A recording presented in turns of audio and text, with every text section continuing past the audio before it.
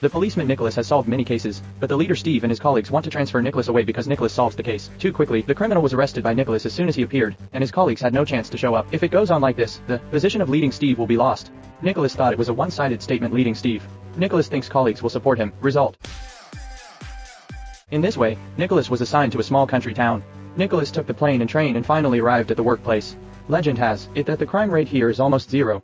As soon as he arrived here, Nicholas ran into Danny, who was drunk and driving. Nicholas took Danny back to the police station. The next day, the criminals captured by Nicholas disappeared. At this time, Danny suddenly appeared. It turns out that Danny is not only a policeman, but also the son of Inspector Frank Butterman. Frank Butterman enthusiastically took Nicholas to visit the police station. The evidence room of the locker room at the police station is empty. The equipment in the equipment library is dust, and there is a little hedgehog. Colleagues are very laid back, no one goes out to handle cases, and even keeps police dogs as pets. Nicholas is the most diligent one since he got here. Not long after, Nicholas received a report that the villagers' geese were lost. Nicholas and Danny came to the scene. The goose ran fast, and the two were teased by the goose. Nicholas and Danny wanted to be able to achieve results. Nicholas took Danny to the side of the road to check for speeding. The two caught a man speeding. This man was Tom, and he said he could issue a ticket at will. On this day, Nicholas found someone stealing in the supermarket, and he immediately stepped forward to arrest him. Nicholas didn't expect the thief to run very fast, and the thief disappeared. When he turned a corner, Nicholas prepares to take a shortcut to catch the thief. Danny also jumped over like Nicholas did, but he didn't jump up and smashed the fence. Nicholas soon spotted the thief. He picked up the tin can and threw it, hitting the target far away. Nicholas managed to catch the thief, but Timothy, the owner of the supermarket, had no intention of pursuing it. Nicholas looked in disbelief. At this time Frank Butterman brought 2 tickets and asked Nicholas and Danny to relax. There are only 2 actors on the scene, Tom and his girlfriend Lucy. Tom and Lucy kiss passionately on stage, and there's a suicide scene at the end, which is still artificially dubbed. Bang! Nicholas was dumbfounded. After the performance, the audience stepped forward to celebrate, and the supermarket owner Timothy greeted them. The next day, Tom and Lucy died. Everyone thought it was an accident caused by speeding. At this time Timothy drove by and challenged Nicholas with his eyes. Nicholas thought it was a murder because there weren't any brake marks nearby. Nicholas remembered what Timothy said yesterday, and suspected that the mastermind was Timothy.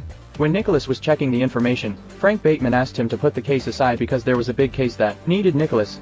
Nicholas asked David if he had a gun license. David replied that the gun had a license. Nicholas felt something was wrong. What do you mean by this one? David took Nicholas to the warehouse, which was full of various firearms. There is even a bomb among the many weapons. David said it was just a piece of scrap metal, but there was a countdown sound from inside the bomb, and everyone ran away immediately. Fortunately the bomb didn't explode. Nicholas confiscated all of David's firearms, and the equipment warehouse in the police station was directly filled. In the evening, when Nicholas and David drank to celebrate, they found Troy drunk. So Nicholas and David sent Troy home. But that night Troy's house exploded, and Troy died in the explosion. After expert appraisal, the explosion was caused by gas. But Nicholas always felt something was wrong. Nicholas returned to the police station and called out the surveillance. There was only one goose and no one else. Within days, a reporter died. Frank Butterman characterized the case as an accident. Nicholas' investigation leads him to learn from the flower shop owner that Troy has recently acquired land everywhere and is planning to open a shopping mall. The reporter who died unexpectedly is also promoting Troy. After Nicholas heard it, he thought the murderer was Timothy. Supermarkets in Troy will be affected if the mall is built. As soon as Nicholas left, the owner of the florist was killed by a mysterious man. Nicholas chased after him, and the man in black ran very fast. Nicholas was far behind the man in black, so Nicholas can only question Timothy, and Timothy has an alibi. Nicholas looked at Timothy's smile, and Nicholas was convinced that Timothy had something to do with the case. That night, when Nicholas returned home, the man in black appeared at home. Nicholas reacted quickly and knocked him down. At this time, Timothy's voice came from the intercom, telling the men in black to meet at the old place. Nicholas rushed to the scene immediately, and there were more than one man in black. The people in black are all dressed up by people in the village. The men in black killed Troy because Troy was going to sell the land to the government. Kill Tom because his acting is so boring. The flower shop owner was killed because she was going to the next village. He killed the reporter because he got the name wrong. It was the first time Nicholas had heard such a reason for killing. At this moment Frank Butterman came out, and it turned out that he and the man in black were in the same group. When several people surrounded Nicholas, Danny suddenly appeared and stabbed him. Instead of killing Nicholas, Danny tricks them with ketchup and a toy knife. Danny told Nicholas to get out of here quickly. Nicholas returned to the police station, fully armed and ready to confront them head-on. The villagers are all murderers. Nicholas was on his horse ready to fight them head-on. The villagers took the lead, and Nicholas dodged deftly. The others scattered, taking out weapons. Nicholas couldn't lift his head from the firepower. Nicholas blew out a tire with a gun, and the fuel drum on the car rolled down. One villager was knocked unconscious by an oil drum, and another villager kept attacking with 2 guns. Suddenly Danny opened the car door, and the villagers fell to the ground. Then the two cooperated, and wounded all the villagers. There is only one villager left, who is attacking frantically. Nicholas shoots down the flower pot, knocking the villagers unconscious.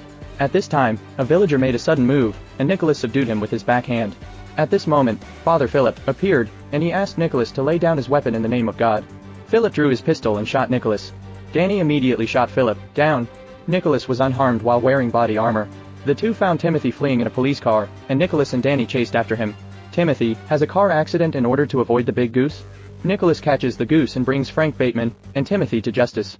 Then Steve's support team arrived, Nicholas was promoted and raised, and Danny became the village chief. Afterwards, Steve wanted to transfer Nicholas back to the original police station, because after Nicholas left, the crime rate in the city skyrocketed. But Nicholas just wants to stay in the village, because there is a brother who can solve the case with him.